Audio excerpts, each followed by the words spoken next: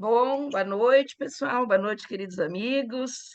Mais uma vez se encontrando, né, no entardecer desse dia quente, bem, né, esses dias foram bem puxados, mas nos encontrando hoje para a gente aprender bastante com a nossa amiga Mariane, que vai falar de um assunto muito interessante para nós e muito importante, embora delicado, né, sobre a questão do abuso infantil.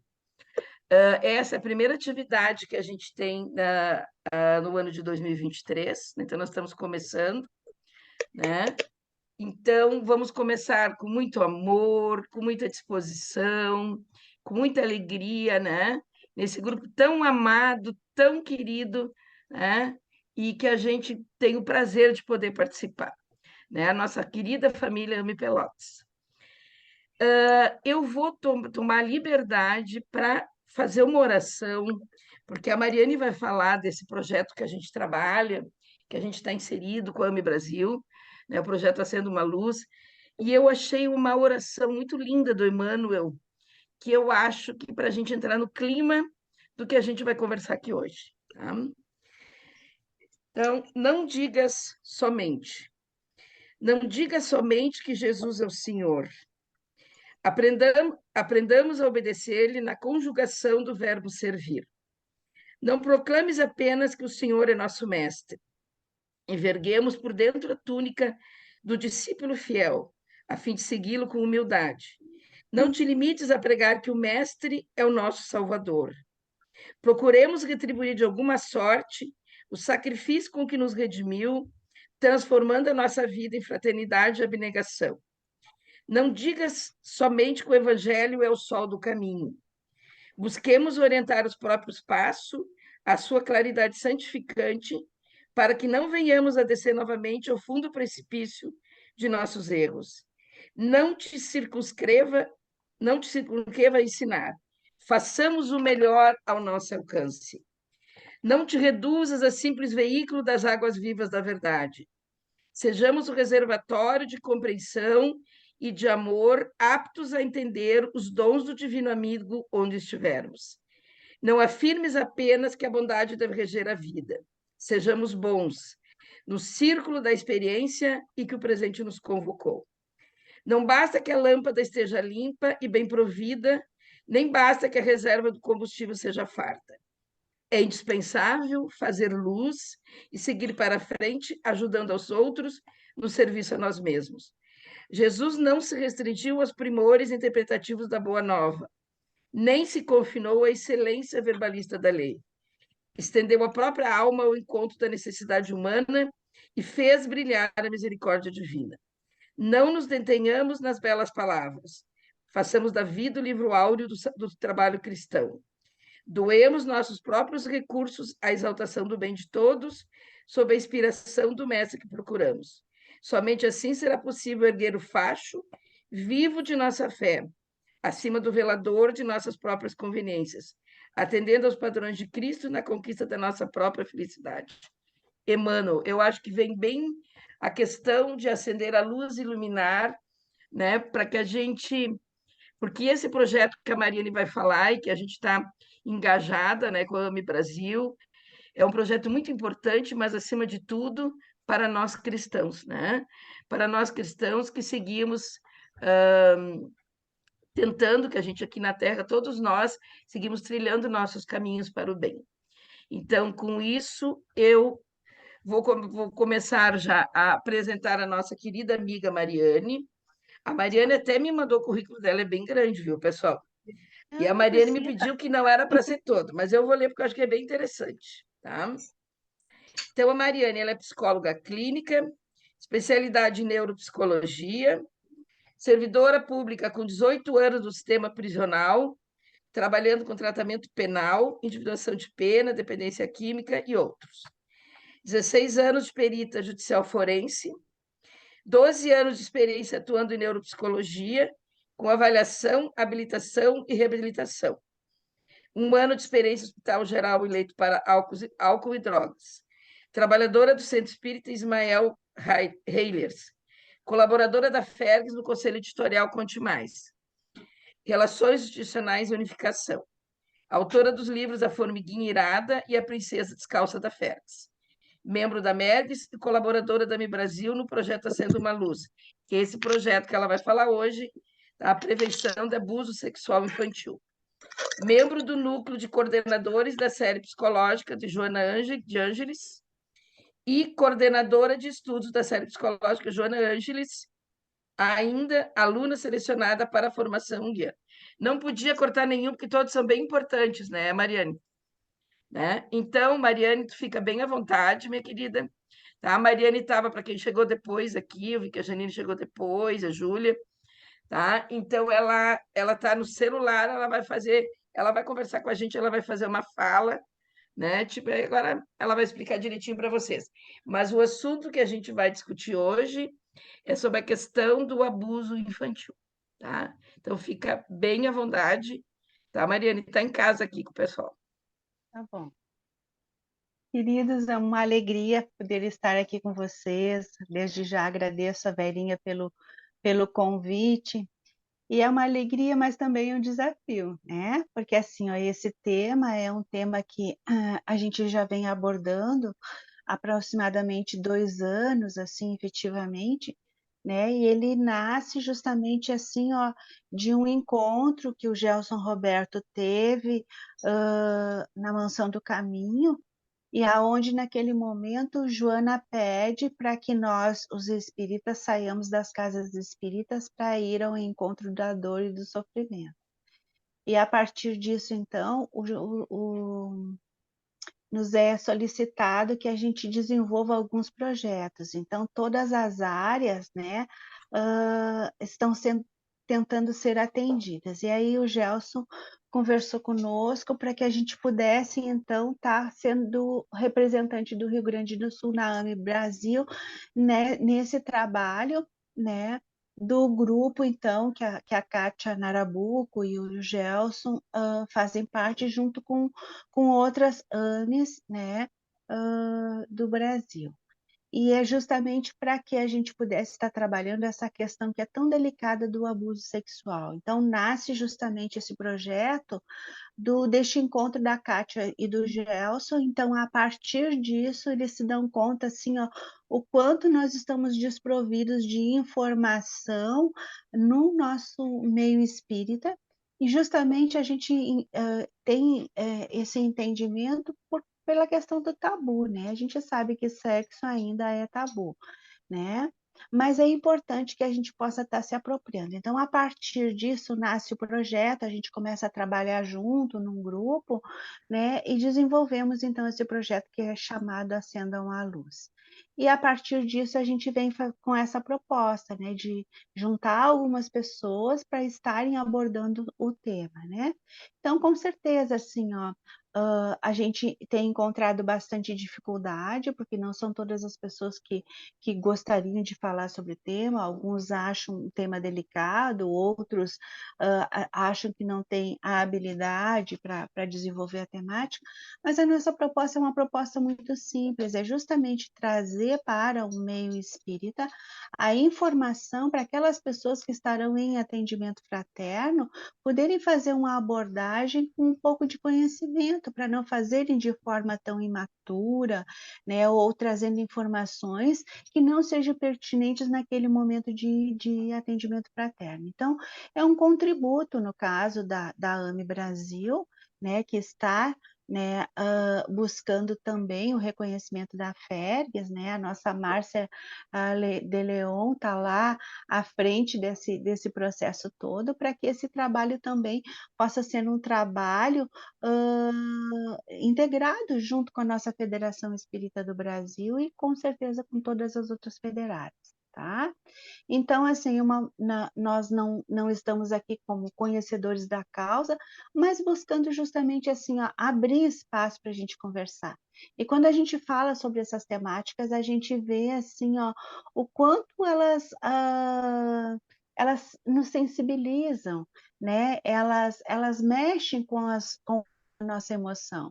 E nem sempre a gente está disposto, né, a deixar essa emoção aflorar ou buscar, né, mexer talvez até para algumas pessoas em feridas e que todos nós carregamos, né, com as nossas crianças feridas, né, em algum momento. Não quer dizer que todos tenham passado por essa situação, mas às vezes a gente tem um familiar, a gente tem uma questão na família, a gente tem uma criança até mesmo a nível de consultório, né, uma a mais, né, a gente sabe que os índices, né, que são mostrados, eles não são reais, né, então, assim, muito poucas pessoas, né, conseguem chegar até a denúncia, né.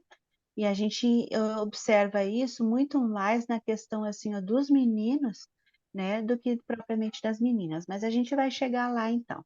Vamos pegar então, assim, alguns conceitos que eu acho que é importante, né. Então, na realidade, assim, o que que é o abuso sexual, né. Então, quando é que ocorre o abuso, né, sexual de crianças e adolescentes? Então, quando nós temos um indivíduo em formação, né, e esse indivíduo é usado, então, para gratificação sexual de pessoas que geralmente são pessoas mais velhas, né. Então, elas estão em um estágio de desenvolvimento psicossexual mais adiantado do que aquela criança ou que aquele adolescente, né. Então, essa situação ela está muito presente, né, em todos os níveis socioeconômicos, religiosos, etnias e culturas, né. A gente tem a tendência a achar que nós vamos encontrar, assim, ó, no meio de pessoas, assim, que têm bastante vulnerabilidade social, né, e não, a gente encontra em todas as classes sociais, nós vamos encontrar, né, a questão do abuso sexual infantil. Então, assim, o abuso sexual, ele violenta aquilo que caracteriza a criança, que caracteriza a infância. O que que é que caracteriza, né? A questão dela ser dependente, dela ter essa vulnerabilidade e dela ter a inocência. Então, isso é o que caracteriza uma criança, né? Então, ela é totalmente dependente, ela depende de um adulto para que ela possa agir aqui no mundo, né? Então, ela está totalmente vulnerável, né? E a inocência, a fragilidade dessa criança, né. Então o que nós vamos encontrar aí, né, uma criança que ela está sendo exposta, sexualmente, né, mas ela não tem ainda a maturidade, a capacidade de compreender o que que é aquele ato sexual, então o sexo aparece para ela de uma forma deturpada, né.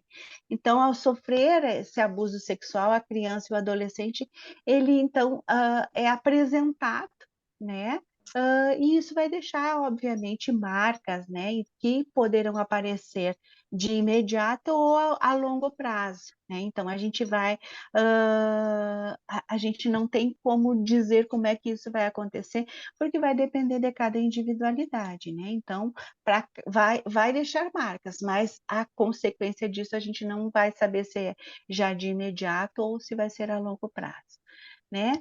Então, assim, o abuso sexual ele acontece, então, em diferentes classes e culturas, como nós já falamos, e em função desse contexto, ele pode ser classificado de 2 formas, né, o extrafamiliar e o intrafamiliar. Esse extrafamiliar, o que que vai ser? Vai ser com aquelas pessoas que fazem parte, né, deste meio que a criança convive, mas não dentro de casa. Então, acontece, fora deste âmbito familiar e pode ser praticado por alguém que a criança conheça, pode ser por um vizinho, pode ser por um médico, pode ser por um religioso, né, ou até mesmo por uma pessoa totalmente, desconhecida, né.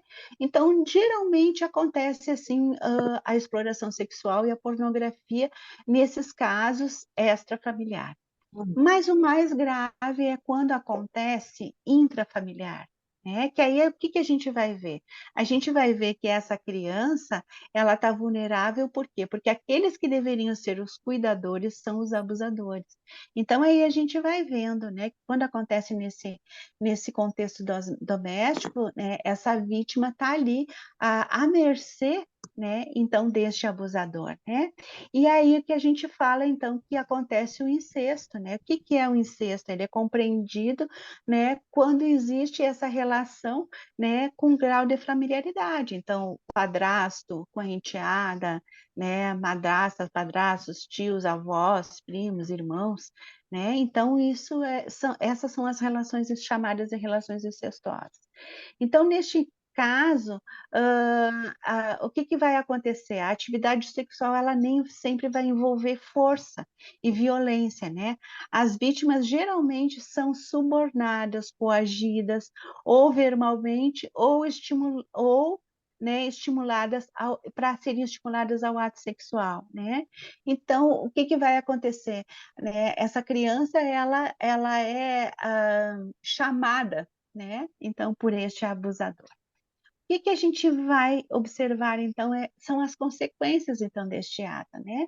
Então, dependendo da idade da criança, da etapa de vida que ele está, etapa de desenvolvimento, né?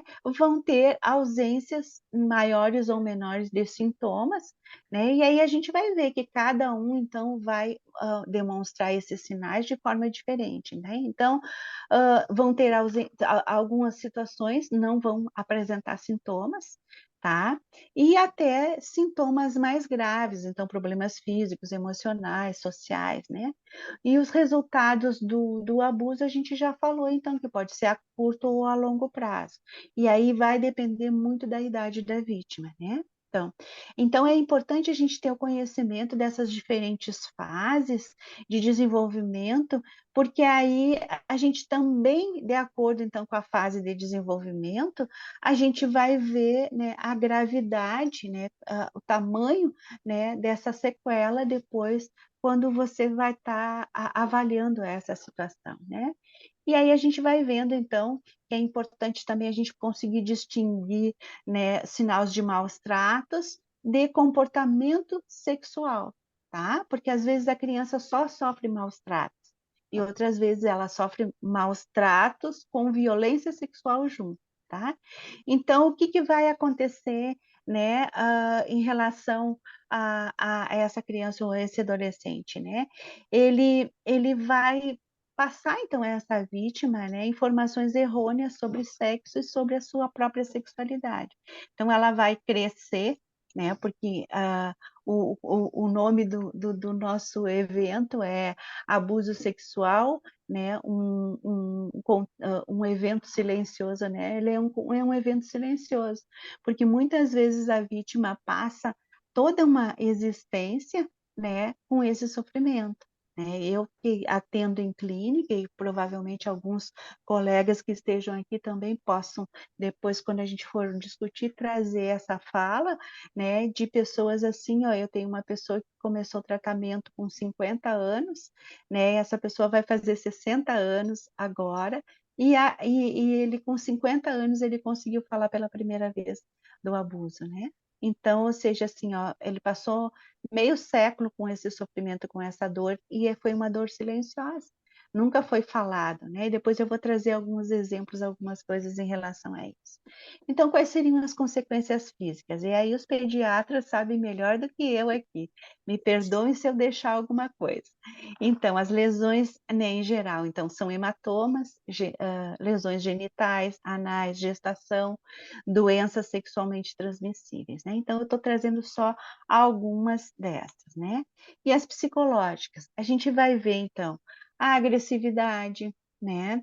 Condutas sexuais inadequadas, a gente vai vendo uma erotização, então, geralmente, assim, nessas crianças e adolescentes, às vezes, na conduta. Dificuldade nos relacionamentos interpessoais, de ligação afetiva ou amorosa, né? Muitas vezes a gente percebe, assim, a dificuldade que a pessoa tem de ser tocada, né? É aquele adolescente ou aquela criança que se contrai quando alguém tenta se aproximar. Dificuldades escolares, distúrbios alimentares. As dificuldades escolares, né? É importante a gente estar olhando, porque às vezes no meio escolar, os professores, muitos dos professores que eu converso, eu faço palestra em escolas, eles dizem que eles não sabem identificar e que às vezes eles ficam se sentindo culpados quando aparece uma criança que está na escola há muitos anos e que eles não tinham se dado conta que o que acontecia com aquela criança, que ela não conseguia aprender, não era apenas maus tratos, mas também um abuso sexual, né? Então, muitas vezes se culpam por não conseguir, então, perceber o que estava acontecendo com aquela criança. Os distúrbios alimentares. Os distúrbios alimentares a gente percebe de imediato, assim, que nos distúrbios alimentares, aquele indivíduo, né, que está ali, passando por aquele processo de sofrimento, né, a anorexia, né, a bulimia, né, então a gente vai vendo, tem muito adolescente que é anoréxico ou bulímico que sofreu abuso sexual, não quer dizer que todos tenham sofrido, mas muitos deles, o que esconde o fundo, né, o gatilho para tudo isso foi a questão do abuso. Os distúrbios afetivos, então a apatia, a depressão, né, o desinteresse por brincadeiras, as crises de choro, né, o sentimento de culpa, a vergonha, né, a desvalorização, a falta de estima, né, a gente percebe assim que existe uma desvalorização, né, então, ou seja, assim, é como se ele se comportasse daquela forma assim, né, eu vou trazer um exemplo assim de uma fala, não dá nada, então, ou seja, assim, eles não têm mais cuidado, eles não têm mais medo de nada, né? Em algumas circunstâncias assim, eles negligenciam consigo mesmo, né? E aí a gente vê que muitas vezes o autoextermínio, o suicídio também está relacionado com a questão do abuso sexual, tá? Muitos não dão conta, né? Porque é realmente assim uma violência grotesca, hedionda, e eles não dão conta. Então, muitos casos de suicídio é em decorrência do abuso, tá? Dificuldade de adaptação, né? Dificuldade em relação ao sono, envolvimento com prostituição, as mudanças de comportamento e de vocabulários, né?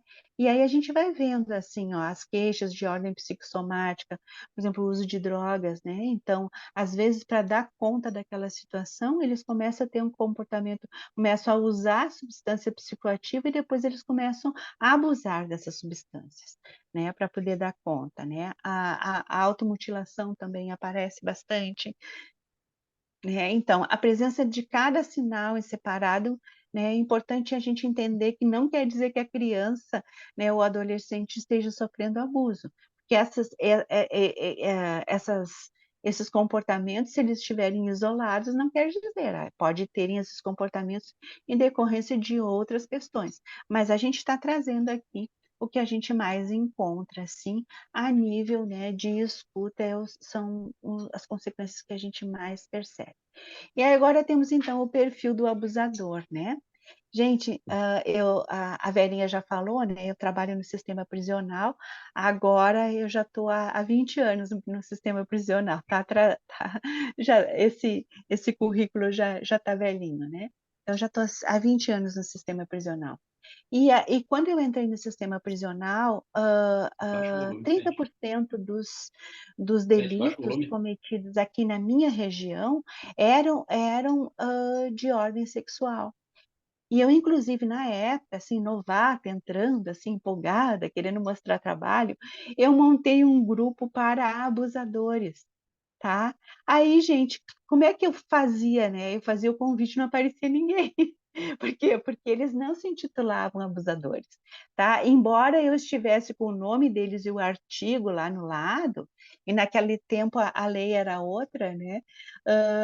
Eles não aceitavam. Então, no presídio, eles têm um apelido chamado Duque, né? Então, quem é Duque é quem cometeu estupro, quem cometeu estupro. Então, com certeza, nos presídios maiores, eles têm inclusive uma galeria separada, porque os próprios presos rejeitam os duques, ou seja, aqueles que realmente estupraram. Naquela época, era assim que nós tínhamos. E aí, com certeza, não apareceu ninguém no grupo e tudo, e aí eu, embora com os artigos ali convidando aquelas pessoas, elas só aceitavam atendimento então individual. Então, o meu grupo não obteve êxito, eu nunca consegui fazer um grupo para abusadores, tá, gente? Então, é importante vocês terem essa informação. E acredito que se hoje eu tentasse fazer esse grupo, eu também não teria quórum, certamente, tá? Então, o perfil do abusador, né? A gente sempre pensa assim que é uma pessoa violenta, agressiva, né? E aí a gente vai ver que não, né? Geralmente essas pessoas são acima de qualquer suspeita. Eles são tios queridos, amorosos, né? Gostam muito de criança, são amáveis, são pessoas extremamente sedutoras. né? E aí, geralmente, eles conquistam a vítima com presentes, com elogios, com dinheiro, né? E aí eles vão chamando essa criança. E aí vamos tentar imaginar, né? Então, se essa pessoa é tão amável, né? E ela está acima de qualquer suspeita, geralmente assim eles têm apresentam uma moral muito rígida, né? São muito rígidos moralmente, então eles ficam cada vez mais fora das suspeitas da família. Então, é aquele tio que fica com o sobrinho, com a sobrinha em casa, é tudo, né? É aquele pai, aquele padrasto, aquele avô, aquele irmão, né? Tá? E eu estou falando, vocês vejam que no sexo masculino, não quer dizer que não aconteçam, por exemplo, das mulheres abusarem, mas é um nível, né? As estatísticas são menores, tá? Da mesma forma que o abuso, né, aparece, as estatísticas mostram que mais meninas, mais o sexo feminino sofre o abuso. Mas não quer dizer que os meninos não sofram. É que talvez pela questão, né, da própria masculinidade, esses casos eles não são, né, eles não são registrados. Então, a gente acredita, né, que, né, dentro dessas estatísticas, o número de meninos abusados é muito menor do que as meninas por uma questão de preconceito, tá? E depois a gente pode estar conversando sobre isso, tá bem? Então, como é que a gente aborda esse assunto, né? Então, a gente precisa, né, a gente precisa proporcionar um ambiente que seja apropriado, protegendo principalmente a identidade dessa criança e desse adolescente, e levar a sério as palavras, acreditar naquilo que ele está relatando. E aí a gente ouve muito dizer assim, ó, que criança mente, né? Vocês nunca ouviram isso? Criança mente, tá? Gente, uma criança, ela para ela poder falar sobre algo, ela tem que ter construído mentalmente aquela imagem. A imagem para ela tem que ter significado. Então, por exemplo, assim, ó, vamos tentar pensar, quando Jesus falava por parábolas, o que que ele usava? Qual era a técnica dele? Era a parábola, mas ele falava do quê? Do grão de mostarda, do trigo, ele falava das virgens, ele falava da vela, né? Ele falava, né, de coisas que as pessoas conheciam. Porque se Jesus falasse, né, assim, ó, de um avião, as pessoas naquela época elas não teriam noção do que significava um avião. Então, elas não faria sentido para elas, elas não teriam aquele registro da palavra avião. Então, ele se utilizava justamente daqueles personagens, né, e daqueles objetos que as pessoas, então, conheciam, fazia significado. A criança, a mesma coisa. Ela não vai falar de um órgão genital se ela não foi exposta a este órgão genital. Ela não vai conseguir fazer um desenho se ela não foi exposta àquela situação, né? Então, a criança não vai mentir sobre um órgão sexual que ela foi exposta, porque ela só consegue fazer aquele desenho, ela só consegue falar sobre aquilo ali se aquilo realmente aconteceu. Né? Por quê? Porque a criança ela vai te falar de brincadeiras do lúdico, né? Mas se não tiver naquele lúdico da criança ali, ela não vai ter como trazer essa informação. Então é muito importante a gente entender isso. Ah, mas aí um adulto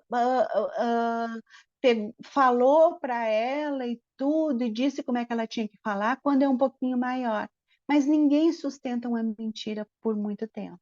Então, a própria avaliação forense, ela já vai te dar essa possibilidade de você avaliar aquele contexto. Porque acontece sim de pessoas se utilizarem daquele adolescente e tudo, às vezes, muitas vezes, para colocar uma pessoa na cadeia apenas para poder receber um auxílio reclusão. Isso também é realidade.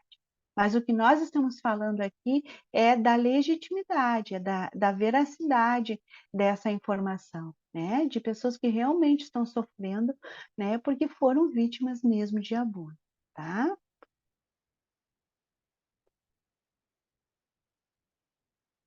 É importante que a gente dê o espaço para essa vítima ela se expressar do modo dela. Ela vai ter uma própria linguagem, e a partir dessa linguagem, você poder estar ouvindo, né? Então, essa criança, ou talvez essa mãe que esteja ali junto e tudo, né? Então, cabe a quem está escutando reconhecer a gravidade dessa descoberta, né? E aí vai informar aquelas pessoas envolvidas sobre a necessidade de levar os fatos ao conhecimento daqueles que devem, então, ter essa proteção à vítima, né? E é preciso também a gente explicar para a criança, numa linguagem bem simples, clara, que ela está protegida, né? E que a gente está ali fazendo aquele acolhimento justamente para ajudá-la, né? E imediatamente a gente vai contactar então a família. O que a gente precisa ter clareza? Não é o objetivo do centro espírita fazer denúncia. Isso a gente tem que ter bem claro. Esse não é o nosso propósito, esse não é o propósito do projeto. O propósito do projeto é a gente estar falando sobre esse assunto, estar conversando com as pessoas, e as pessoas vão fazer esse acolhimento, vão oferecer o quê? O atendimento espiritual, mas é importante elas terem conhecimento para elas poderem reconhecer, né, o que está acontecendo ali, tá? Vamos adiante, então. O tratamento, né, gente? Então, as situações de violência extrafamiliar, né? Tanto o agressor como a vítima devem de ser submetidos ao tratamento psicológico, né? E aí, como eu já disse antes, né? Então, geralmente, eles não aderem ao tratamento. Isso é uma coisa assim, ó, que, ó, olha, é muito baixo o número de abusadores que conseguem aderir ao tratamento. A vítima, sim, com certeza, essa, né, ela vai precisar do envolvimento da família, né, que vai aprender a manejar, então, esse caso, tá, podendo fazer esse acolhimento, reconhecimento, para que aquela criança, então, ou adolescente se sintam protegidos, né. O envolvimento dessa família também precisa ser apoiado, por quê? Porque geralmente, por exemplo, assim, em alguns casos, por exemplo, a mãe casou e é o padrasto que está fazendo isso, né? E a gente vê que, assim, em alguns grupos familiares, assim, menos abastados, com mais dificuldade socioeconômica, às vezes esse abuso está acontecendo e a mãe até está sabendo, mas ela não tem para onde ir. E quando a gente tem essa escuta, muitas vezes as pessoas então criticam e julgam, porque não teve a capacidade de defender este filho ou esta filha. Mas a gente tem que também ter esse olhar de generosidade para entender esse contexto familiar. É aí que nos cabe. O nosso propósito não é fazer julgamento, mas é a gente conseguir entender a dinâmica deste grupo familiar para poder, de alguma forma, desconstruir essa violência, ou seja, tirar essa criança dessa convivência, né? Então, de imediato, a primeira coisa que tem que se fazer é isso. Só que o que a gente vai ver, né? Que não existem redes de apoio que realmente possam acolher essa família, né? Então, muitas vezes essa mulher não tem para onde ir com um filho abusado e com outros, né, que possivelmente, se permanecerem na companhia do abusador, né, serão abusados também. Então a gente tem uma situação muito delicada, né? E aí assim, ó, tudo isso suscita o quê? Medo, culpa, vergonha, né? E aí as pessoas muitas vezes silenciam em decorrência disso. Então vejamos como a situação ela é realmente delicada, né? Ela precisa de tratamento, precisa de tratamento especializado para todo esse grupo familiar, né? Então, a gente tem uma situação realmente assim, ó, bem delicada para poder estar trabalhando, tá? E o que os pais podem fazer então para prevenir o abuso sexual e proteger os seus filhos, né? A primeira coisa, gente, que é o que a gente está começando com o projeto, informação, tá? O objetivo do projeto inicialmente é a informação. Estar bem informado sobre essa realidade do abuso sexual contra crianças, não achar que isso acontece só na casa do vizinho, né? Saber, né, ouvir os filhos e acreditar neles, né? Por mais que possa aparecer absurdo a gente não fechar os olhos e não tapar os ouvidos diante, né, de uma fala do filho, né? O filho está falando, a filha está falando ali, a gente procurar ter essa escuta, esse olhar, perceber como é que essas pessoas olham para essa criança, para o adolescente. Às vezes, a gente escuta no consultório uma mãe desesperada, como é que eu não enxerguei, eu via que ele olhava diferente para minha filha? Por que que eu não fiz alguma coisa? Por que que eu não identifiquei isso? Então, depois as pessoas acabam se culpando muito quando elas se dão conta que tinham sinais separados ali, que já estavam mostrando para elas que tinha alguma coisa errada naquela relação, tá? Então, dispor de tempo para esse filho, dar atenção quando eles falam, né? Saber, principalmente, com quem que o seu filho está ficando nos momentos de lazer, conhecer os colegas, os pais dos colegas, né? Saber o nome das pessoas. Ah, vai dormir na casa do amigo, quem é que está lá, né? Quem são as pessoas que moram na casa? Não é simplesmente deixar aí e deu, né? Então, todos esses cuidados a gente precisa ter, né? Procurar informar-se, né? Das pessoas, principalmente assim, olha, a criança vai ficar em casa, quem é a pessoa que está trabalhando conosco, né? Procurar saber dos antecedentes dessa pessoa, né? E aí aqui eu já estou falando bem como polícia, né, gente? Tudo que é situação, tudo que é pessoa, a gente vai procurar os antecedentes, né? Mas, por exemplo, se você vai botar alguém na sua casa, você tem que ter informação, né? Quem é aquela pessoa? Às vezes a pessoa tem uma vida totalmente regrada, como dizer, acima de qualquer suspeita. Mas em algum momento, tá, então nós temos a nossa secretária, mas ela é casada com um abusador. Daqui a pouco essa pessoa vem falar com a nossa secretária em casa. Então, é esses cuidados que tem que ter, este olhar, não é achar que todo mundo é abusador, que é agressor, mas a gente ter esses cuidados mínimos, né? E orientar também as pessoas que estão ali na volta para também ter esse tipo de cuidado, né? Nas creches, nas escolas, né? Aqueles programas de férias também, né? A mesma coisa, né? Com o médico que está tratando da nossa criança, do nosso adolescente, o conselheiro religioso, né? A babá, né? Então, antes de tudo isso, assim, o que que a gente precisa é conhecer os nossos filhos, né? Porque assim, ó, mudança comportamental, a criança estava agindo de uma forma e agora ela mudou o comportamento. Então, assim, qualquer sinal de mudança comportamental, nós precisamos estar atentos a isso, tá? E aí quando a gente coloca aqui, gente, o conselheiro religioso, né?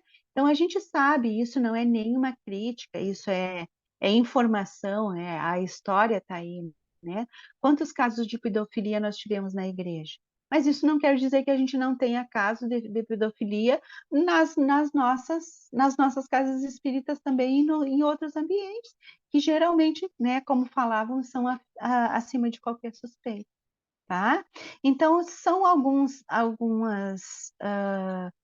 sugestões que a gente traz, justamente assim, para a gente poder ter este olhar e ter este cuidado, né? Então, como é que a gente fala, então, com esse filho, né? Tá? Entre 18 e 3 anos, a gente precisa estar falando, né? A primeira coisa, assim, nos anos iniciais, a gente ensinar o filho quais são as partes do corpo para a criança, né? Então, aquela criança bem novinha, ela precisa saber. E aí, mostrar quais são as partes que são privadas, né? Então, a parte privada é aquela que está tapada pela roupinha do banho, tá? Então, isso a gente é a linguagem que a gente vai usar com a criança, né? Então, para ela saber que naquela parte, né, que está tapada pela roupinha do banho, né, ela tem que saber a diferença do bom toque e do mau toque. Né? O que, que é o bom toque e o mau toque, né? Então, ou seja, assim, ó, tem uma parte que é privada, e aí tu vai mostrando para a criança, né? Então, quem é que pode tocar? É a mãe, né? O pai tá ali, né? E claro que a gente sabe que existem as pessoas que são abusadores, mas esse grupo familiar vai ter que ter essa sensibilidade para perceber, tá?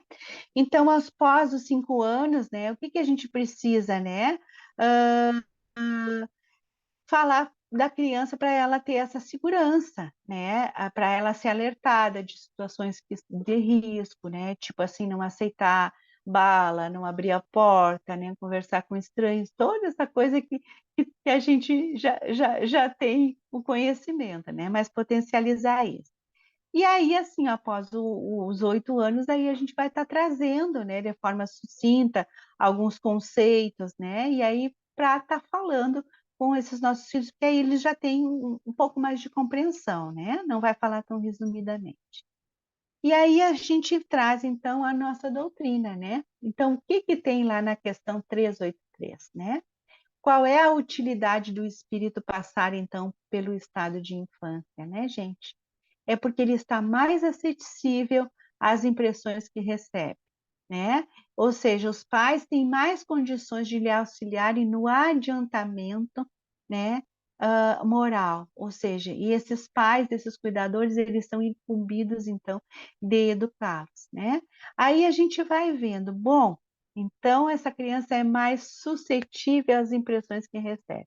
E aí a gente, então, faz o seguinte questionamento: e essa criança que é colocada, então, né, que sofre essa violência, como é que vai ficar, então, este espírito, né? Então, né, e aí a questão 385, ela fala, continua, então, falando da utilidade, né, da infância, né? Então, se o espírito entra na vida corporal para se melhorar e para se reformar, né? E aí os pais têm este período, e a gente chama muito isso na evangelização, dos 3.000 primeiros dias. O que é os 3.000 primeiros dias, né? São aqueles, mais ou menos, os 7 anos da criança. Então, o que acontece com o espírito? Ele não está totalmente reencarnado, ele tanto está no mundo físico como no mundo espiritual, ele está transitando, então ele está assimilando essas informações, né? Então, neste período, a criança ainda tem muito contato com o mundo espiritual. Mas aí o que vai acontecer com essa criança, né? Essa criança, ela está mais acessível, né, para receber essas informações, para a reforma dos caracteres, e é mais ou menos em torno dos 7 anos. Por quê? Porque quando a criança entra na escola, a atenção dela fica mais voltada depois para a sociabilidade, para a convivência e tudo, e aí, com certeza, né, ela começa a ter outros interesses, né? E aí, o que que nós vamos conseguindo perceber isso, né?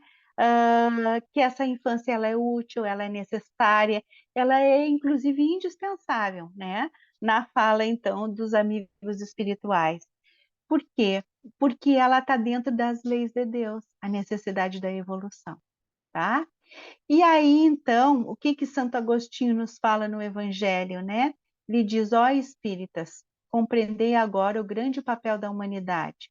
Compreendei que quando produzir um corpo, a alma que nele encarna vem do espaço para progredir. Interai-vos dos vossos deveres e ponde todo o vosso amor em aproximar de Deus essa alma.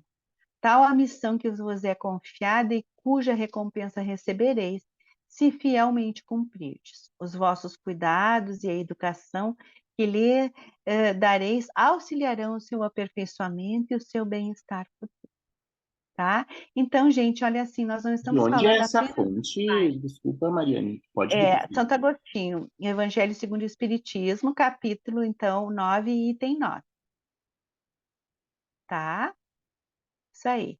Tá? Então, assim, ó, a importância de nós estarmos atentos, né, como pais e também como cuidadores, e aí quando a gente coloca cuidadores, não só figuras substitutas, mas também os profissionais da área de saúde, né, a qual nós estamos comprometidos, então, com as nossas profissões.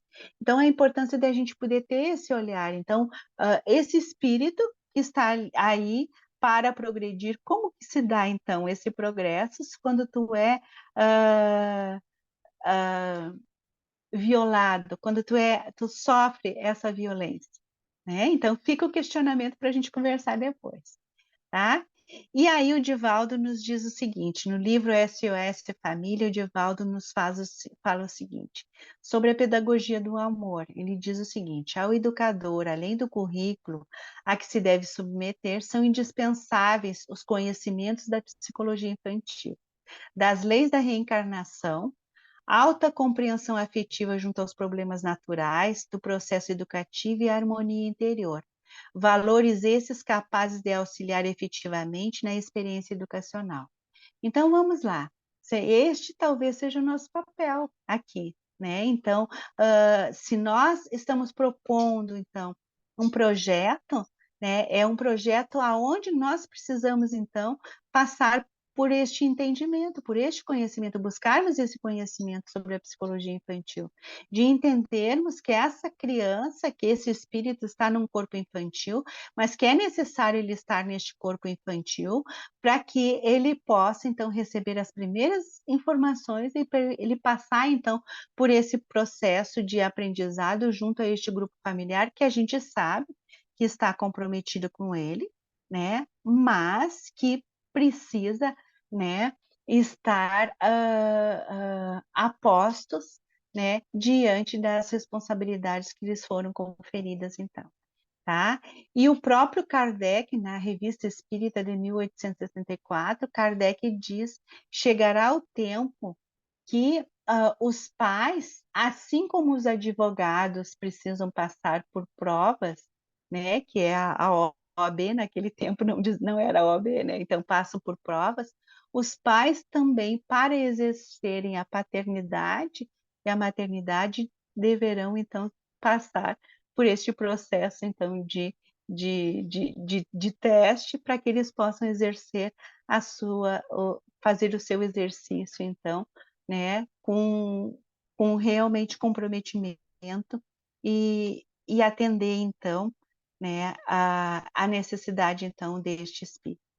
E aí, aqui, a Joana de Ângeles, né, no Amor Imbatível ao Amor, que é a base do nosso projeto, ela diz o seguinte: a violência de qualquer matiz é sempre responsável pelas tragédias do cotidiano, não apenas a que agride pela brutalidade, por intermédio de gritos, golpes covardes, mas também a que se deriva do orgulho, da indiferença, da perseguição sistemática e silenciosa, das expressões verbais, pejorativas, desestimulando e condenando, enfim, todo e qualquer recurso que desdenha as demais criaturas, levando a patologias inumeráveis. E a partir, então, né, dessa citação, então, da Joana, a gente propõe, então, o projeto Acendam a Luz, né? Então, a violência de qualquer matiz, né, ela vai ser, né, responsável, então, por inúmeras patologias, né? E aí a gente não tem, então, como dizer que é só uma, né? São inúmeras mesmo, né, que estarão ali, né? E isso, com certeza, vai ter um significado na existência dessa criatura. E Jung nos diz também o seguinte, né? Ele fala o seguinte, que a finalidade única da existência é trazer luz na escuridão do ser. Ou seja, tornar consciente aquilo que se mantém ainda na sombra, que está lá no inconsciente. E aí a gente percebe, então, fazendo então essa analogia, né, com o Jung, né, a gente tem a reencarnação. Se é a possibilidade, então, deste espírito evoluir, é necessário, então, deixar emergir esses conteúdos, né, que ainda não foram vistos e que precisam, né, vir à tona para que seja tratado. Então, a evolução só se dá a partir do momento que se reconhece, né, a nossa imperfeição moral, ou o nosso conflito, ou a nossa patologia, para que ela seja tratada. Então, fazer luz na escuridão do ser nada mais é do que tirar do inconsciente e trazer para a consciência. E aí a gente vai vendo que à medida que o indivíduo se coloca nessa condição de ser tratado, de ser visto, de ser olhado, começa então, né, esse processo evolutivo e por consequência a melhora, né, do indivíduo, né? Então, e a gente vai vendo que, né, que se essa violência ela acontece dentro do lar, junto a esses cuidadores, a gente vai ver que as sequelas são muito maiores, né? Então, com certeza, não é por acaso que esse grupo se encontrou, não é por acaso que essas pessoas foram colocadas, né, naquele lar, né? Só que ninguém veio para violar ninguém, ninguém veio para ser violado. As pessoas estão ali para um acerto e na realidade ela sucumbe diante daquele desafio, né, do projeto reencarnatório, tá? Então, embora a gente existam assim muitas ações então para inibir a violência, né? O que que a gente vai ver? Nem sempre, né, se consegue. E aí a gente vai vendo, né, inúmeros casos, e eu vou me permitir aqui, que não são só de abuso sexual, mas principalmente de violência doméstica, e a gente tem quantas, né, situações que a gente vê, que a gente acha que não é possível, né? Então o indivíduo é acima de qualquer suspeita, né? E aí às vezes a gente vai deixando a situação chegar ao extremo. Tanto é, né? Então que o dia 18 de maio, ele é considerado, então, o dia que a gente trabalha, né, a questão do abuso infantil em decorrência da morte daquela menina chamada Aricele, né, no ano de 1973. Ela tinha 8 anos e ela foi violada, né, e, então, a partir desse dia, a gente trabalha, então, a questão do abuso sexual infantil, a prevenção do abuso sexual infantil, dia 18 de maio, tá? Mas aí a gente tem, né, esse crime, é importante a gente dizer que ele ficou impune, tá? E a gente trazer também outras situações, então, assim, ó, de maus tratos, né, que a consequência, então, foi a morte dessas crianças, né, e aí a gente tem aqui casos atuais, então, de violência, né, que foi a questão do Henry, né, que foi morto, do Bernardo, da Isabela, né, então, do Joaquim, né, hoje mesmo estava sendo, aconteceu o júri de uma mulher, né, que é a mãe que acabou matando o filho. Então a gente vai vendo assim, ó, o quanto as nossas crianças estão expostas. E aí eu trago sempre, né, uma passagem de João que eu gosto muito, né, que ele diz o seguinte, né, eu não te peço, então é Jesus pedindo a Deus, né, eu não te peço que os tire do mundo, mas que os livre do mal, tá? Então, eu acredito que essa fala aqui, ela toca, né, em todos nós. Por quê? Porque tirar do mundo, a gente não pode, porque as pessoas, né, então Deus não tem como tirar do mundo, porque a reencarnação é a possibilidade da evolução. Mas livrar do mal, a gente pode. E a gente vai conseguir livrar do mal com a informação, né? Então, ou seja, todas essas questões que nós colocamos é justamente para que a gente possa fundamentar o nosso projeto. Livrar do mal a gente pode com a informação, com a divulgação do projeto, com pessoas aderindo a esse trabalho. Por mais que seja difícil de falar dessa temática, quanto mais pessoas estiverem lúcidas e conscientes para falarem desse trabalho, né, quantas vezes a gente pode, com a informação, tirar uma pessoa do sofrimento? E aí a Joana de Ângeles nos diz o seguinte, que quem se dedica a enxugar as lágrimas dos outros não tem tempo para chorar, tá? Então, todo aquele que se dedica a enxugar as lágrimas, com certeza não vai ter tempo para chorar, né? E este é o convite a todos nós, para que a gente possa ajudar, então, a enxugar essas lágrimas, né? E aí aqui eu vou ler então só o objetivo, né, do projeto Acenda uma Luz. Formar uma rede de apoio interdisciplinar com fundamentação nas obras da codificação da doutrina espírita, com ênfase nas obras da série psicológica de Joana de Ângeles, possibilitando assim a compreensão do ser integral, com vistas à prevenção e ao cuidado de crianças e jovens que sofrem violência e abuso sexual, através da divulgação, preparo e apropriação do tema junto às instituições parceiras, tá? Então, como nós já dissemos, esse é um projeto da AME Brasil, tá? E finalizando, então, a nossa fala, né? Jesus tinha atendido o dia inteiro, né? E algumas crianças se aproximaram dele e os discípulos tentaram impedir que essas crianças chegassem até ele. E ele diz o seguinte: deixai vir as minhas criancinhas e não as impeçais. Que todos nós possamos, então, deixar que essas criancinhas, né, evoluam, venham, cumpram o seu projeto reencarnatório, e não podemos deixar que nada impeça esse processo evolutivo. E cabe àquele que já tem a compreensão auxiliar aquele que ainda é vulnerável e que ainda está nessa fase, né, da inocência, para que ele possa ter o apoio e seguir, então, a sua trajetória. Tá bem, gente? É isso. Essa é a nossa fala. Fico à disposição para a gente conversar ou não, né? Verinha, é contigo.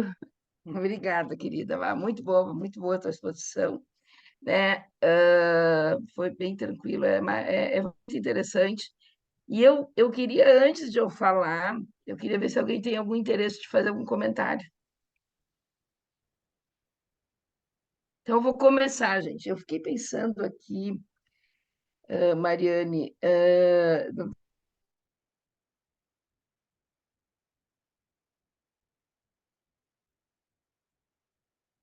Verinha, abusadores. oi, peraí. A tua internet trancou, eu não te ouvi, desculpa. Tá ouvindo agora? Agora sim. Tá. Então, eu fiquei pensando assim, né, Mariane, pessoal, né, naquilo que tu colocasse no início, né, que lá onde tu trabalha, né, no presídio, tu fez um grupo de apoiadores e fiquei assim rememorando, né? Nós temos vários pediatras aqui também que pode fazer esse comentário. Eu sempre tive muita dificuldade de lidar com essa situação com esses pais. Não é por acaso que esse projeto, o convite veio também, né? O convite vem quando a gente precisa também, né? Crescer e evoluir.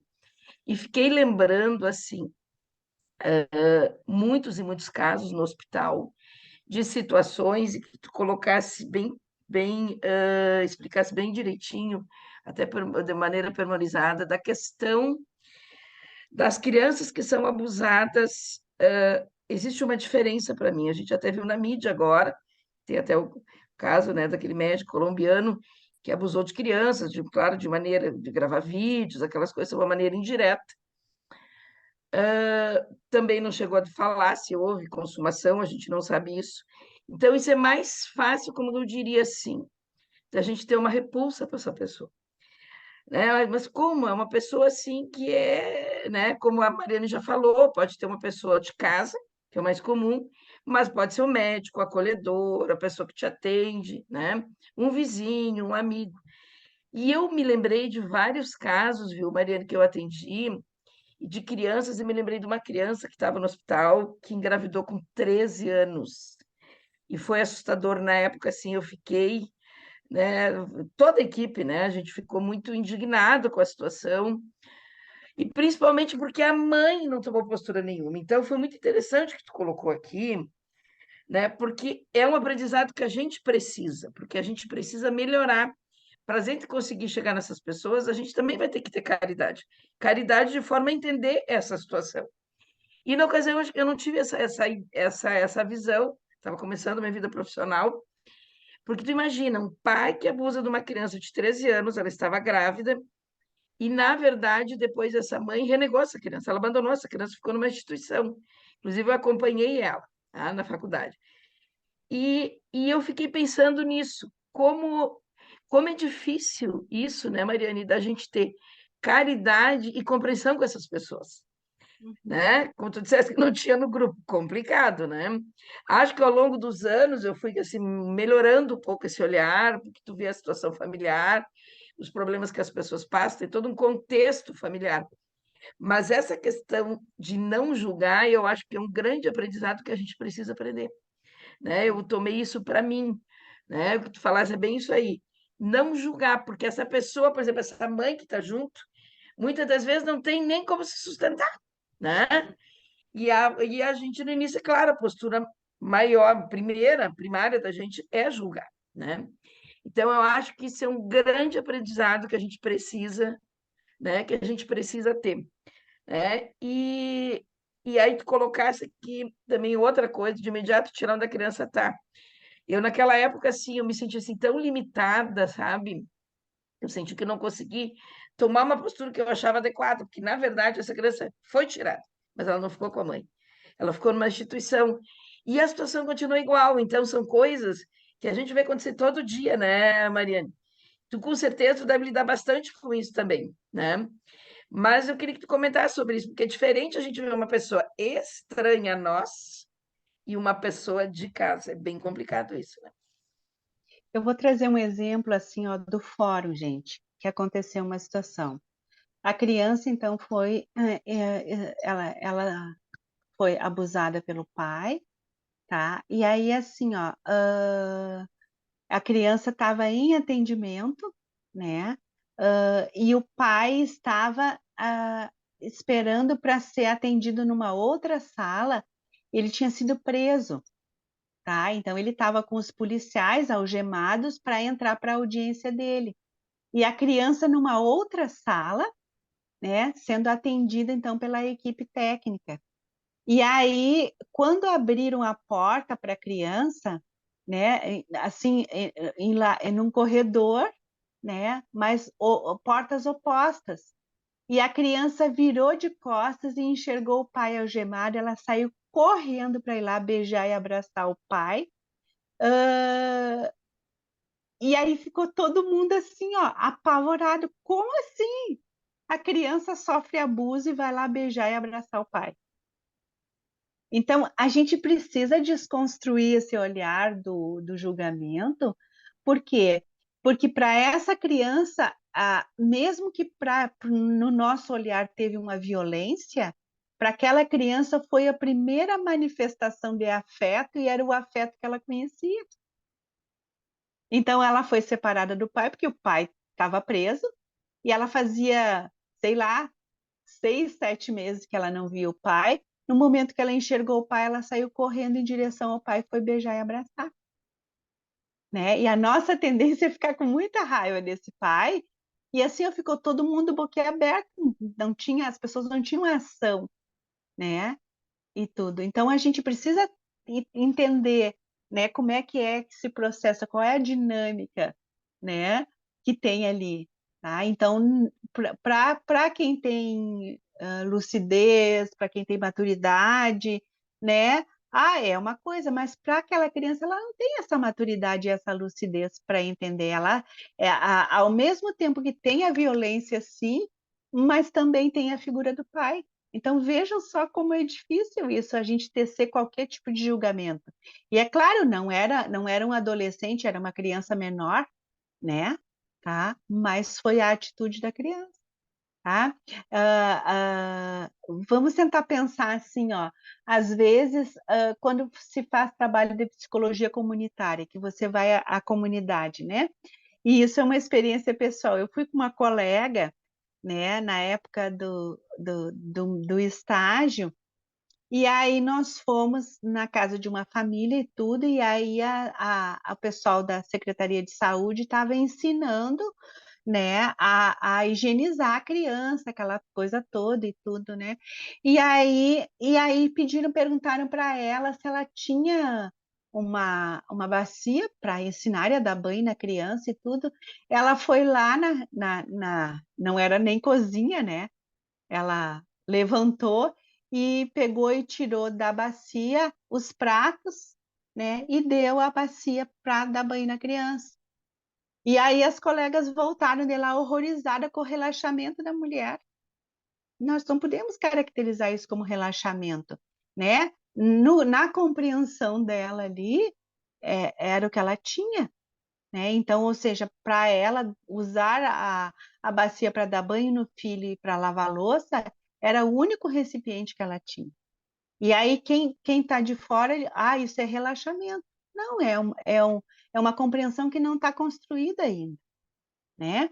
Então a gente tem que ter muito cuidado quando a gente se intitula, né, juiz da vida alheia, né? E eu acho que esse cuidado para nós, principalmente que somos espíritas, ele tem que estar muito claro, né? Que a gente não está ali para julgar, a gente está ali, por quê? Porque esse abusador, ele é uma alma adoecida, né? Ele é uma alma adoecida, ele não despertou ainda, né? Então, ou seja, é cruel, né? Mas ele ainda não despertou, ele ainda está na sombra, né? Então, não é esse o nosso papel. O nosso papel é informar, esclarecer as pessoas para que elas possam, com a informação, né, minimizar esse sofrimento da melhor forma possível.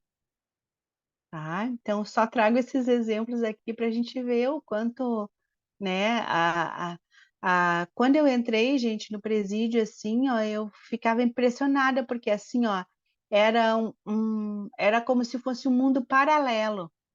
A gente não tem noção, às vezes, né? E é claro que vocês, por exemplo, na pediatria, vocês devem de pegar casos horríveis, assim, nos hospitais devem de pegar casos horríveis também.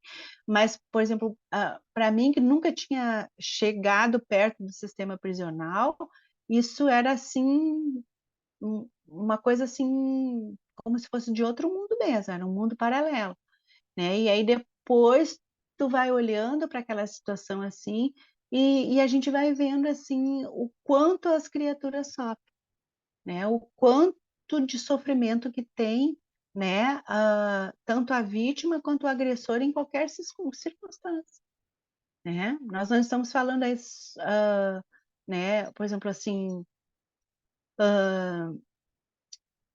apenas, né, da vítima. Acho que a gente também tem que ter esse olhar para o agressor para ver que também é um espírito que está aqui, está reencarnado, né, que cabe, né, a gente também ter esse olhar.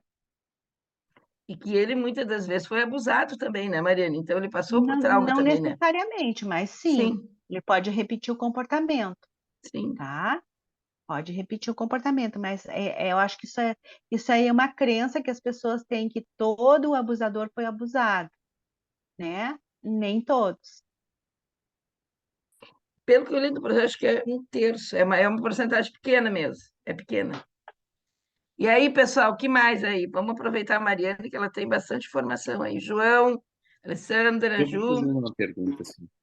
Mariane, como é que tu pensa o manejo, assim? Porque eu acho que uma das preocupações do profissional de saúde é fazer uma falsa denúncia, um falso encaminhamento a partir de uma narrativa fantasiosa ou de uma má informação que chegue para a gente no serviço de saúde.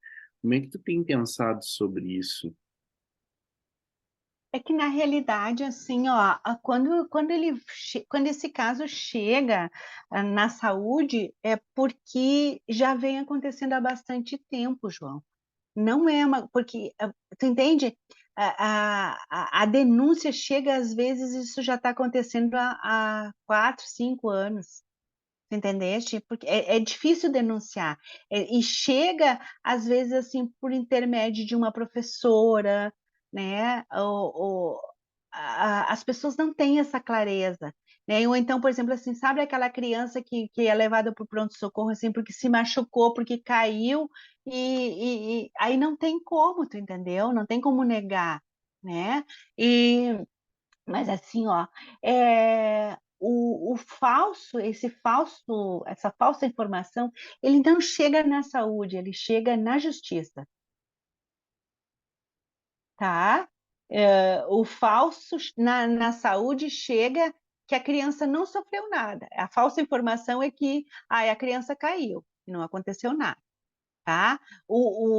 Essa falsa informação, ela chega justamente quando tem a intenção, às vezes, de prejudicar, e aí ela vai para a justiça e não para a saúde. Tá? Porque aí pode acontecer uma situação de caso pensado, como eu trouxe o exemplo, né? Isso aconteceu de uma mãe que ela denunciou assim o pai da menina, né, para ela poder ter o auxílio reclusão. Né? Eu fiquei pensando Eu agora te ali, respondi, João. eu fiquei pensando ali na questão que ele falou da denúncia, e fiquei pensando também, Mariane, que é da questão do suicídio, né? Que deve ser uma dor imensa para uma criança Isso deve ser um sofrimento imenso para até acabar cometendo suicídio, né? Então, eu acho que essa é a consequência mais trágica disso tudo. Imagina a dor e depois a culpa familiar, para a família, né? Uhum. Eu não peguei nenhum caso parecido, não sei se tu pega isso, se tu já pegou algum caso, com certeza deve pegar como psicóloga, deve ser muito complicado, né, Mariane? Gente, assim, ó, só para trazer um exemplo, falando numa casa espírita, e eu estava falando sobre a questão do suicídio, e eu coloquei, né, que uma das causas do suicídio poderia ser, então, o abuso sexual infantil. E da importância né, coloquei da importância dos pais prestarem atenção e coloquei também sobre a importância das crianças e dos adolescentes de falarem, de terem coragem de falar para os seus pais e tudo. E vocês acreditam que uma menina estava na plateia assistindo e ela chegou em casa e contou para a mãe dela. No outro dia eles foram direto, né, fazer a denúncia. A gente acha que não tem repercussão isso, né? Então, assim, ó, bom, então tinham 100 pessoas na palestra, serviu para uma pessoa, tá? Então, ou seja, essa uma pessoa, né, sair então né, desse sofrimento, né? Então, a mãe acabou de imediato tomando as providências, fez a denúncia e o padrasto foi preso. Tá? E a menina já vinha sofrendo abuso há uns 3 anos, mais ou menos. Aí tu lembrasse uma coisa bem importante ali, né, Mariane? Que o objetivo até dos centros espíritas não é que vá se haver a denúncia, mas o pessoal vai ter a informação.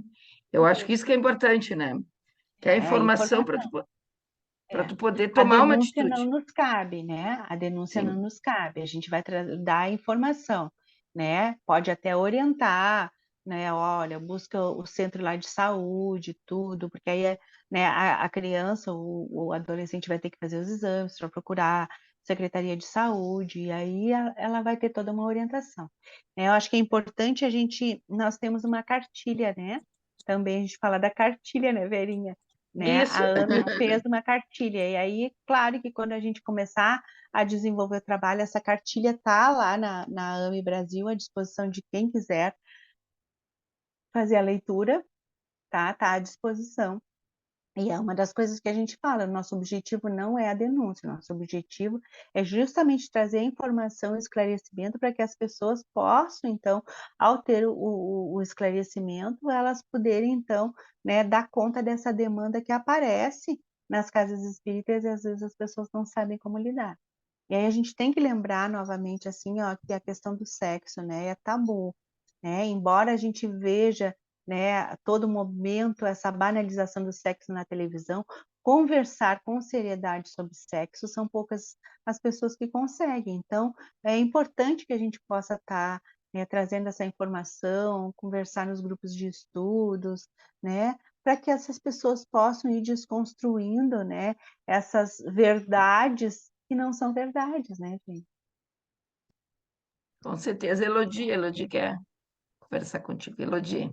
Eu só gostaria de fazer uma pergunta, mas voltando um pouquinho mais o olhar sobre o espiritismo.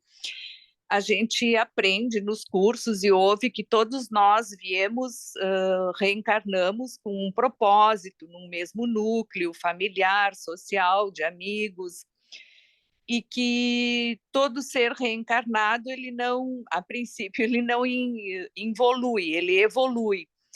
Então, assim, com esse olhar um pouquinho mais assim objetivo, espírita, abusado e abusador, eles vêm com esse propósito não, vou reformular, eles vêm com a necessidade de passar por esse aprendizado, de passar por essa situação. Como é que fica essa questão da reencarnação e da evolução, considerando o abusador e o abusado? Não sei se poderias colocar alguma coisa. Claro que sim, dentro do meu entendimento, eu vou tentar colocar isso para você, né? Não sei se vou te responder claramente, mas é assim, ó, ninguém veio para cá né, para ser assassinado, ninguém veio para cá para se suicidar, ninguém veio para cá para abusar ou ser abusador. Nós viemos para cá porque nós temos um projeto reencarnatório que é para a nossa evolução, né? Então, quando a gente fala em projeto reencarnatório, a gente vê o Hermínio Miranda falando, não, o Hermínio Miranda falando sobre isso, e aí ele coloca assim, ó, que nós vemos para o êxito, o projeto reencarnatório é para o êxito, tá? Então, se o projeto reencarnatório é para o êxito, né, o nosso livre-arbítrio é que nos faz, então, sucumbir. Então, as nossas escolhas fazem com que a gente não tenha êxito nesse projeto reencarnatório. Então, ou seja, e são comprometidos aqueles espíritos? Sim, são comprometidos, mas eles vieram justamente para o ajustamento. Só que o abusador sucumbiu, né? Então, ou seja, ele vai lá e comete então aquele delito porque ele sucumbiu, ele fez uma escolha, ele fez o uso do livre-arbítrio dele, né? E acabou então cometendo um crime. Mas ele veio e está ali naquele núcleo porque precisa haver um acerto. Tá? Não sei se te respondi. Não, respondeu, sim, obrigada. É que muitas vezes se tem, e até algumas pessoas, de uma forma um pouco equivocada até, fazem uso de uma assertiva de que sempre tudo está no lugar certo, na hora certa, e que acontece da maneira certa. Então, me parece que nem sempre é assim quando a gente se detém na questão do livre-arbítrio e dos objetivos das questões reencarnatórias, não é? Não sei se eu me fiz entender. E assim, fez, e eu compartilho dessa tua fala, porque eu escuto muito isso, né? Então, vamos tentar pensar assim, ó. Vamos pensar uma pessoa assim, ó, que tenha transtorno de humor, tá? Uma pessoa que tem um transtorno de humor, ela tem um modo de funcionar. Ela pode vir a desenvolver todas aquelas características ou não. Vai depender de cada individualidade. Então, por exemplo, assim, eu tenho alguém que tem transtorno de humor que você vai ver nitidamente ele oscilar entre a depressão e a mania. Rapidamente essa oscilação. E tem outros que ficam muito mais na mania e outros muito mais na depressão, tá? Que tu identifica mais aqui. Então, é de acordo com cada individualidade. A gente não pode dizer assim, é assim, porque nós estamos tratando de individualidades. Então, o acaso não existe? Não, o acaso não existe. Mas o acaso não existe nessa condição de estarem juntos no mesmo lar. Não é por acaso que estão no mesmo lar, mas não vieram para abusar e para ser abusado.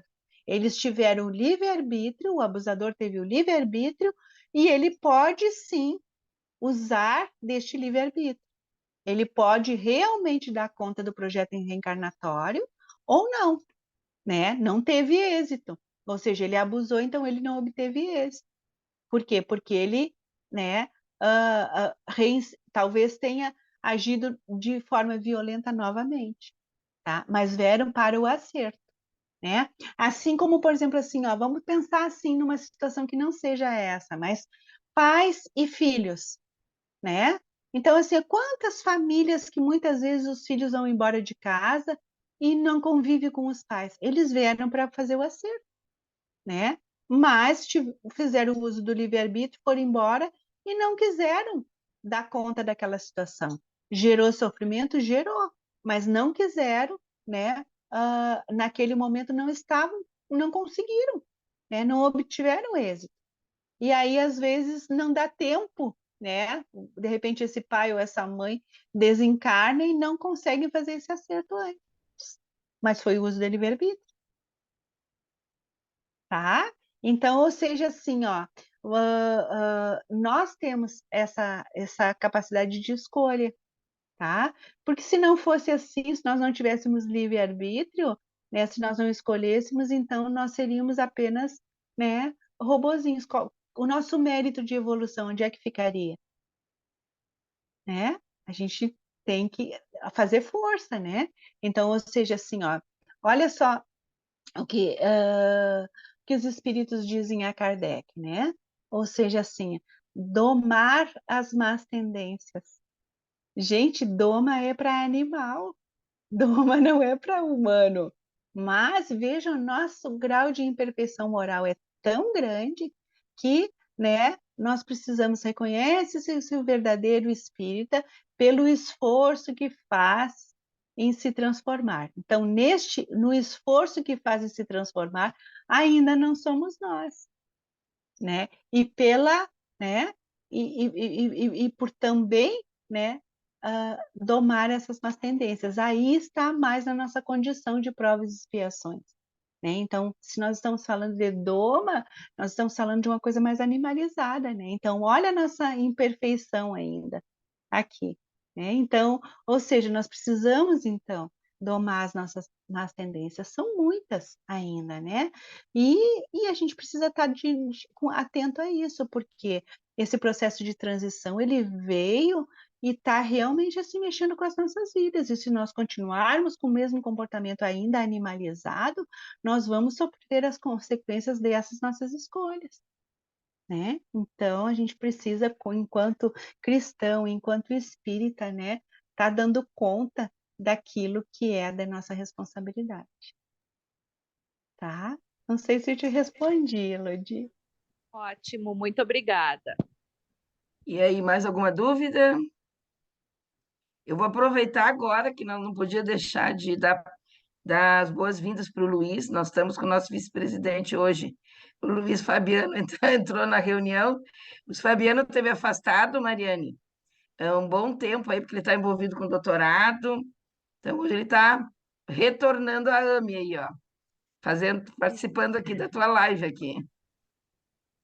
Agora de volta. Feliz em estar aqui com vocês. Obrigado, Mariana, pela tua explanação. Foi excelente, viu? Muito obrigado. Obrigada, querido. Obrigada pela atenção, viu? E mais, gente? Algum mais questionamento? Ainda temos 5 minutinhos, se o pessoal quiser fazer algum comentário.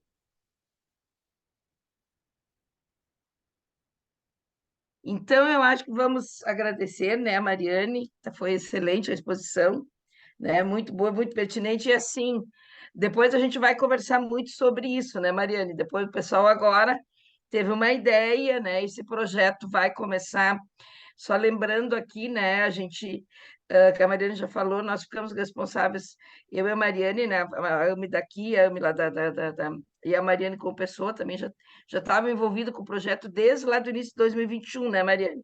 Mariane acho que estava já desde o início. E a gente ficou envolvido, então, aqui no Rio Grande do Sul, com a questão dos workshops, né? Mas também em maio, como a Mariane já falou, vai ter, né, um mês que se trabalha muito essa questão do abuso infantil, e a gente vai fazer um trabalho também nas casas espíritas, de treinar o pessoal, né, sobre essa questão que a Mariane falou do acolhimento. Então, a gente vai conversar mais perto sobre isso. Claro, o objetivo era que vocês conhecessem, a Mariane tem uma experiência fantástica, né? Ela já é palestrante já de algum tempo, né? Tem bastante experiência em palestras e tudo, e está bem envolvida com esse projeto. E eu só, antes de terminar, Mariane, eu só gostaria, lembra que quando tu fosse naquele evento em Santa Maria, tu colocasse a dificuldade de conversar lá com o pessoal? Eu acho que antes de encerrar, eu gostaria que tu comentasse, porque a gente vai trabalhar isso, a gente tem que saber que a gente vai enfrentar algumas dificuldades, né, Mariane? Gente, assim, ó, eu fui falar numa casa espírita e vocês não imaginam, assim, a dificuldade das pessoas, por exemplo, perguntas nós não tivemos, né, no final. E algumas pessoas, assim, de mais idade, inclusive, levantaram, né? Então, olha, é a questão do preconceito, a questão do tabu e tudo, né? E claro, talvez pessoas também que tenham vivenciado essa experiência, essa realidade. Então, é um trabalho que a gente está fazendo e a gente encontra bastante resistência, tá? Então, eu estava comentando com a Verinha aqui, e cada vez que eu vou fazer uma atividade dessas, assim, não funciona uma coisa, né? Ou alguém se atrasa, sempre tem algum evento, assim, né? Alguma coisa. Então, a gente precisa de muita prece, de muita oração, para poder, então, realmente, assim, ó, entender que a gente precisa acender uma luz, né. Então o projeto é acenda uma luz. Então, para que a gente possa acender a luz, a gente vai ter que, prestar atenção. Se for uma vela, a gente tem que cuidar o vento, né. Se for uma lâmpada, a gente tem que ver se a lâmpada não está queimada. Então, ou seja, assim, a gente vai ter bastante desafio pela frente. Mas eu acho que é importante a gente poder entender que esta é uma dor silenciosa e que às vezes a gente nem sabe quais são as pessoas que passaram por essa situação, né. E por acaso que não existe o acaso, eu atendo muito no consultório a questão do abuso, e aqui na minha região tem bastante, né. Então, hã, com certeza, de alguma forma, né, nós somos os construtores do amanhã. E eu acho que essa frase da Joana de Ângeles, ela ela é muito voltada para nós, né, porque todos nós que estamos aqui reencarnados, temos os nossos próprios conflitos, as nossas dores, estamos também aqui tentando obter êxito no nosso projeto reencarnatório, e às vezes a gente, né, tem muita vontade de chorar, né, mas aí a Joana diz que quem aprende a enxugar a lágrima dos outros, não vai conseguir ter tempo para chorar, né. Então talvez, né, isso possa ser um estímulo para que a gente encha o nosso coração de alegria, de esperança, né, de que nós podemos fazer algo por alguém, né, e essa dor silenciosa, para que essa dor deixe de ser silenciosa, para que a gente possa, né, oferecer o nosso ouvido ali, né, e toda a nossa vibração amorosa para que as pessoas possam dar conta da existência, né. Cada pessoa que desiste da existência, né, é um projeto que não se realizou, né, e aí a gente precisa estar olhando para isso com amorosidade, com misericórdia, né, e realmente ser colaborador de Deus, né. A gente só é colaborador de Deus quando a gente tem a consciência desperta de que precisa fazer alguma coisa. A gente não pode simplesmente sentar na cadeira e ficar aguardando que as coisas aconteçam, né. Então a proposta da Joana, né, é da gente ir em encontro do sofrimento. Muito obrigada, viu, querida. Não, porque a gente vai enfrentar dificuldade, então o relato da Mariana, que foi recente, é bem importante para nós, né. Agradecer mais uma vez, né, eu sei que a agenda da Mariana é bem cheia, né, porque ela sempre participa de vários eventos da MEGS, da FERGS, ela está bem envolvida, né, então agradecer, né, foi muito bom, foi muito guiada, né, e eu acho que foi muito interessante as discussões que a gente teve hoje. Muito obrigada, viu, Mariane. Para Agradeço. encerrar essa reunião, para a gente não passar do tempo, eu vou pedir para a Elodie. Elodie, tu faz uma oração para nós, querida? Faço sim, com prazer. Então, queridos irmãos, vamos serenar a nossa mente, o nosso coração, a nossa alma, e vamos agradecer ao nosso Mestre Jesus, nosso querido amigo, pela oportunidade de aprendizado que hoje aqui tivemos, com todos os espíritos de luz que nos guiam, que nos amparam, que nos acolhem, e vamos pedir a Jesus que sempre ilumine a nossa mente, os nossos caminhos para as escolhas do bem, que nunca haja na nossa mente, no nosso coração e na nossa alma nenhum espaço vazio para que o mal dele se apodere. Que a nossa mente seja sempre, sempre alimentada pelo poder infinito do teu amor, da tua alegria, do teu acolhimento para conosco e que nós consigamos também amparar, ajudar, confortar e proteger as nossas crianças, nossos adolescentes, todas as pessoas, os espíritos enfraquecidos e todos esses espíritos amigos, irmãos, encarnados e desencarnados, que se propõem nesse projeto lindo que é o amor e a preservação da vida. Abençoa, Jesus, a nossa semana, nosso trabalho e a nossa vida. Que assim seja. Obrigada, querida. Muito obrigada. Estava muito